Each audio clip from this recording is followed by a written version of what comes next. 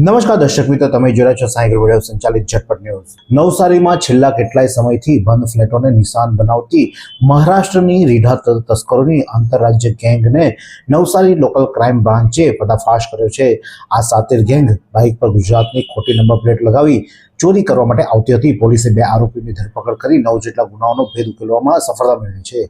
નવસારી જિલ્લામાં ઘરફોડ ચોરીના વધતા બનાવોને ડામવા માટે એલસીબી એલર્ટ મોડમાં હતી। દરમિયાન પીઆઈ એસપી આહિરની ટીમને ટેકનિકલ સર્વેલન્સ અને બાતમીના આધારે મળી હતી કે મહારાષ્ટ્રની એક ગેંગ ચોરીના દાગીના વેચવા માટે સુરત તરફ જઈ રહી છે। પોલીસે સિસોદા બ્રિજ પાસે વોચ ગોઠવી બાઇક સવાર 2 શખ્સોને અટકાવ્યા હતા।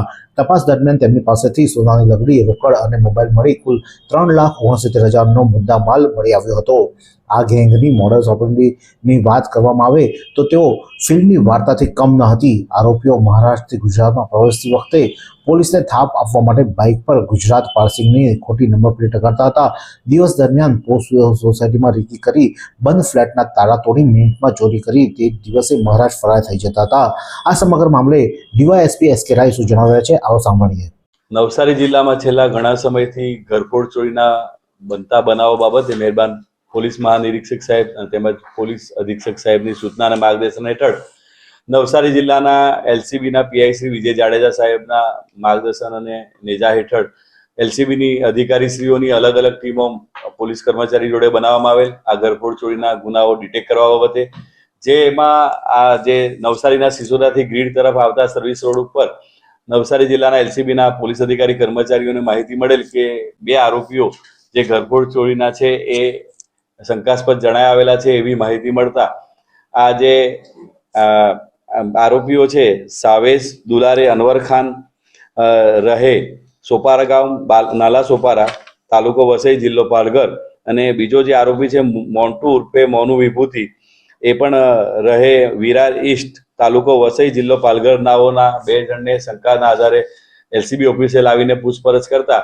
એ લોકોએ આ નવસારી જિલ્લાની 5 અને બીજા 4 બીજી અનડિટેક્ટ જે ગુનાઓ હતા ઘરફોડ ચોરીના દિવસ દરમિયાનના એની કબૂલાત કરેલ હતી, જેની પાસેથી અંગ ઝડતીમાંથી સોનાની લંગડી, રોકડા રૂપિયા અને મોબાઈલ મળીને કુલ 3,69,000 રૂપિયા જેટલો મુદ્દા પણ એમની પાસેથી મળી આવેલ હતી।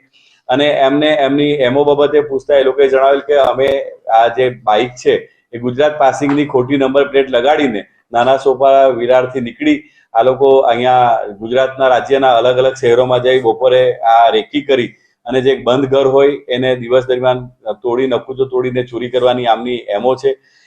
જે પહેલો આરોપી છે સાવેશ દુલારે એમના વિરુદ્ધમાં ગુજરાત રાજ્ય તેમજ મહારાષ્ટ્રમાં કુલ 8 ગુનાઓ દાખલ થયેલ છે અને જે બીજો આરોપી છે મોન્ટુ ઉર્ફે મોનુ વિભૂતિ એના વિરુદ્ધમાં 14 જેટલા ગંભીર ગુનાઓ આ ઘરફોડ ચોરીના ગુનાઓ દાખલ થયેલા છે।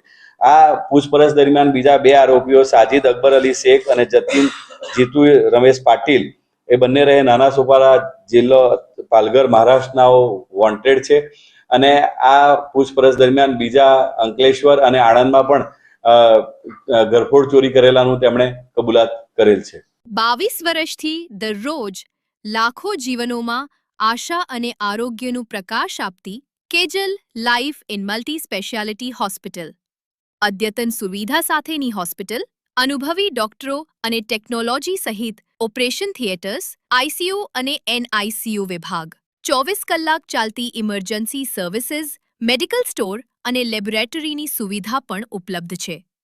હોસ્પિટલ સેવાઓ જેમ કે ઓર્થોપેડિક વિભાગ, મગજ અને સ્પાઇન વિભાગ, યુરોલોજી અને હૃદય રોગ વિભાગ, જનરલ સર્જરી વિભાગ। પકડાયેલા આરોપી પૈકી મોન્ટુ ચૌધરી વિરુદ્ધ મહારાષ્ટ્રમાં હત્યા અને ચોરી સહિતના 14 ગુનાઓ નોંધાયા છે, જ્યારે સાવેઝ ખાન વિરુદ્ધ 8થી વધુ ગુનાઓ નોંધાયા છે। આ સફળ કામગીરી બદલ જિલ્લા પોલીસ વડા દ્વારા એલસીબીની ટીમને બિરદાવવામાં આવી હતી। આ જ પ્રકારના અવનવા સમાચારો માટે જોતા રહો નવસારી લાઈવ અને ઝટપટ ન્યૂઝ।